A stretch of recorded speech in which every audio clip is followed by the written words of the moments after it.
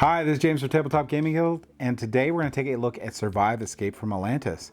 This is a 2 to 4 player game published by Stronghold Games. It takes about 45 minutes to play. In Survive Escape from Atlantis, Atlantis is sinking, and the volcano is going to explode. You need to get your meeples off the island and get them to the shore as fast as possible. But there's a caveat. Some meeples are worth more than others. At the beginning of the game, you know what your point value is of all your meeples, and you're going to be placing them out in turn order.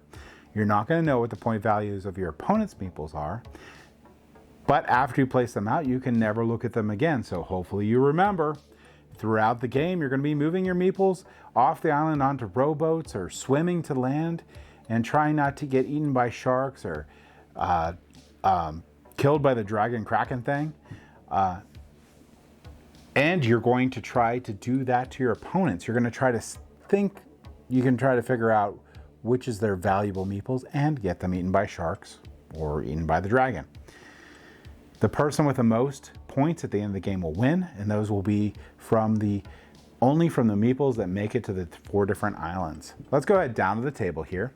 I'll give you a general idea how the game plays, and then we'll come back and I'll give you my final thoughts.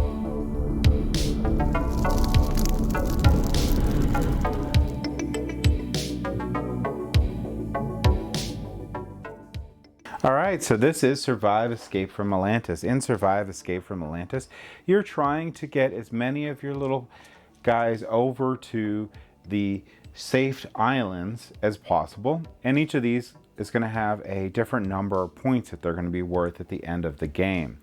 And the person with the most points from their surviving meeples at the end of the game will win.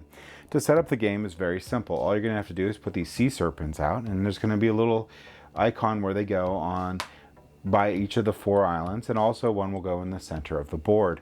In addition to that, you're going to be shuffling up these tiles and you're going to be placing them out randomly. They will fill out a pattern that's going to be shown by this dark black outline here. And once you have that done, you're ready to play. Each player is going to get all of their meeples, which I believe there's 10 of these, and they're going to get 2 boats to place out. You're going to randomly decide who's the first player, and then you're going to place out these meeples in turn order. And you could place them out in any open area. A couple things that you need to know while you're doing that. You're trying to get your meeple to the land, so sometimes these outside areas are the best. Also, there's going to be different point values, and the only time you get to see the point values is right now when you're placing them out. Your other opponents don't, so they don't know what value you have, but you're going to try to do something to try and remember where your high point value ones are, and the highest point one right here is the 5. So you will place those out one at a time. So let's say I placed it here. No one else can place one there then. The next player can place one out on the board, and then so on until all of the little meeples are placed out. Once that's done, then each player gets 2 boats, and in turn order, starting with the first player, they get to place out 1 boat. So maybe I'll put a boat here, an opponent will put a boat over here, maybe over here, and then when it comes back to me, I can place another boat. Now keep in mind there'll be more stuff on this board, like all the meeples and all the boats, 2 per player, will be on this board. But after you have done that, you're ready to take your turns. Now the game is going to continue on until, I already know where it is because I cheated, until this mountain here is flipped with the volcano. Once that happens, the game immediately ends. Anyone that's not on islands is removed from the game. You can't just flip over that tile though, which I'll show you in a minute how that works. So when you start your turn, on your turn, you can play a train tile from your hand. Now some of these train tiles, which we'll go over in a second here, give you different sort of actions that you can take on your turn. Some of these things are immediate, some of these you can take on your turn, the next turn, or in the future turns. The next thing you can do is you can move your explorer and or ship tokens. You may move any combo of explorers and ship tokens. You are allowed to move up to 3 spaces of movement in total on land or sea. For example, you may move 2 explorer tokens. So let's say I have 2 explorer tokens. I can do 1, and I could do 2, 3 if I wanted to. So a couple neat things when it comes to this. So let's say I can move I move up to 3 action spaces. So a couple rules that come with this is I can move, let's say I move 1, 2, and then I can move this ship 1 space. Now the neat thing about these ships is whoever has the majority, the most meeples on this ship, or on the ship we're talking about, has control. So while a red player may have a meeple on here, they cannot move this ship. Only the one with the most meeples on here. If it's a tie, they both can. Now if one of them ended up in the water, they can only move 1 space. So even though you have 3 movement points that you can spend on other things, you can only spend 1 of them on that person. So they can only move 1 space. They can get out of the water here, and then get out of the water here, and then they can move normally once they're back on land. And throughout the game, although you can only place them out in empty spaces, there can be any number of these little guys on any 1 space. So that's basically the special movement rules for different things. Alright, so the next thing you're going to do is you're going to flip over one of these tiles. Now you have to flip over the lowest tile available. And the tile heights go in with beach, jungle, and mountain. So there's still beaches out, so I have to flip over a beach. I'll pick which one I want to. If there's meeples on them, they end up in the water. Like this one here, if they have a green border, these are things that happen. So because I had this, I will have to place out a whale. So there'll be some here for sharks also, but I'll show you some other tiles like here. Here I get to move the sea serpent, but you see how it has the red border?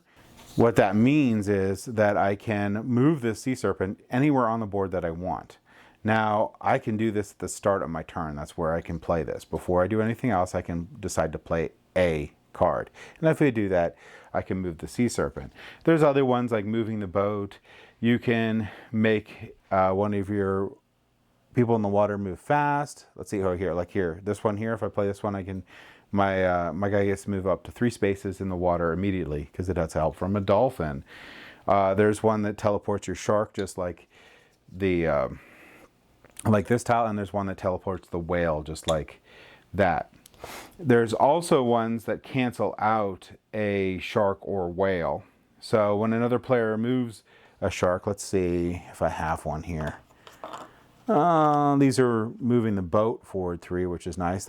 This one here actually places out the shark. It's a whale. It's another dragon. Oh man, where are they at? Well, let me get the book here. All right, so these ones here, these little guys right here, will let you cancel out a shark or a whale. So those are cool too. Other ones to watch out for is going to be the volcano ends the game.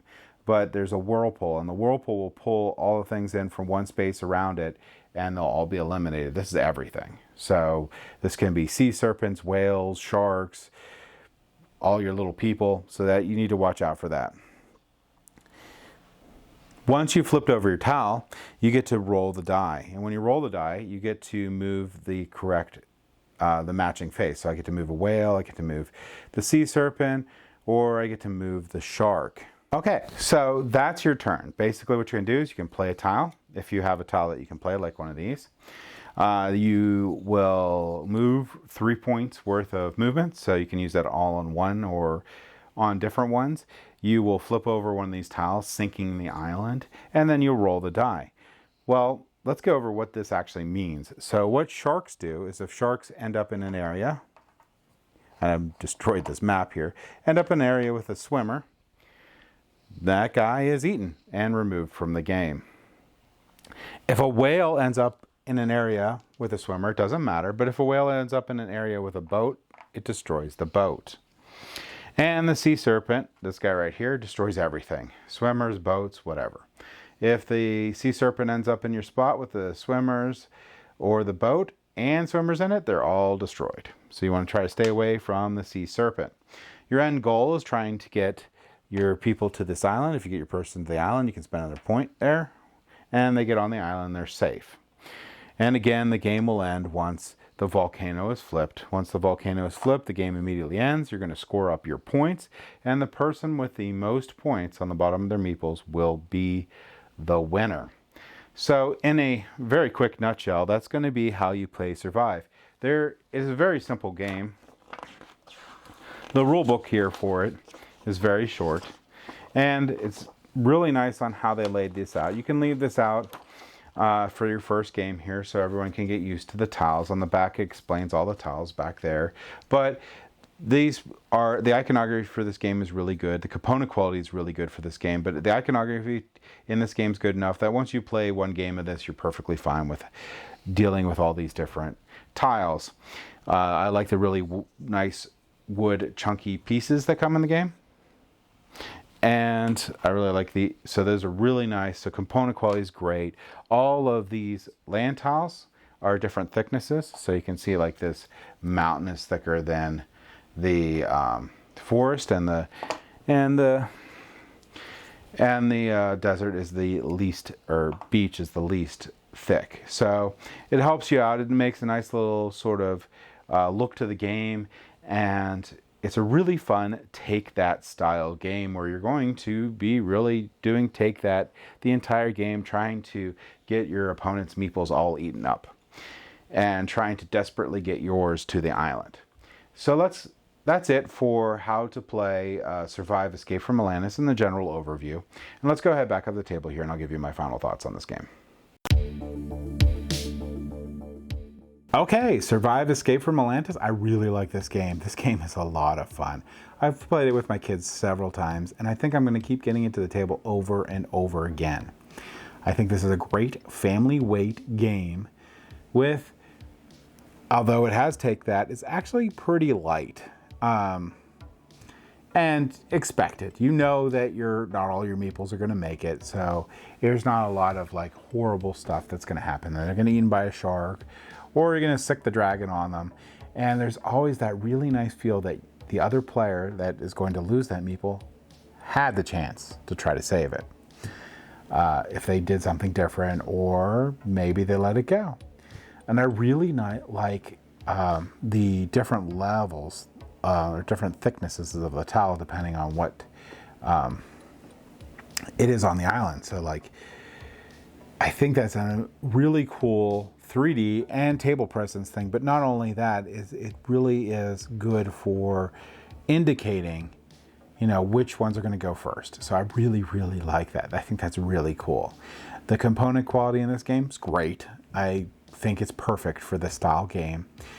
And I think this game is a lot of fun and has a lot of replayability because it's super easy to teach. You can just plop this down and you can go. And I really, really appreciate that. So if you're looking for a fun family weight game that doesn't take very long to play, that has a lot of player interaction, I would highly recommend checking out Survive Escape from Atlantis. Thank you for watching.